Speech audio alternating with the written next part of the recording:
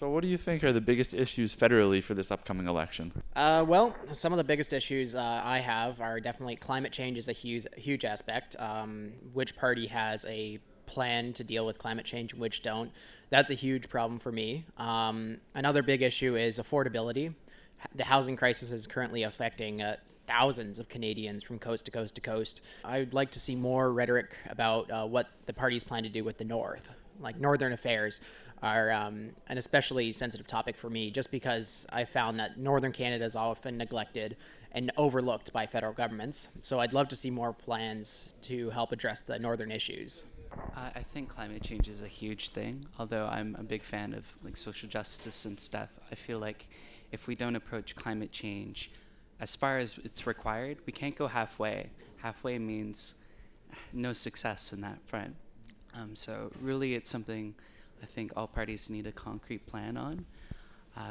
Otherwise, from that, especially here, the housing crisis is really bad. I think the biggest issues federally would have to be climate change for sure, healthcare, and housing, I'd say. For me personally, I'd say also like tuition and education in general.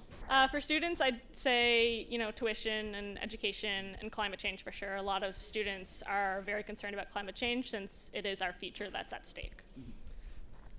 Definitely the climate change, housing, and I also think that the student loans and everything, basically students actually be able to get funding to go to school.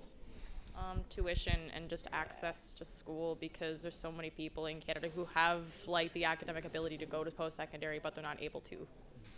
I believe the biggest issues would be affordable housing, climate change, and the overall cost of being a student. I feel for young people like myself, those are the issues I care about more. Obviously the economy is always going to be a big issue, but I think the number one issue in my opinion right now is climate change.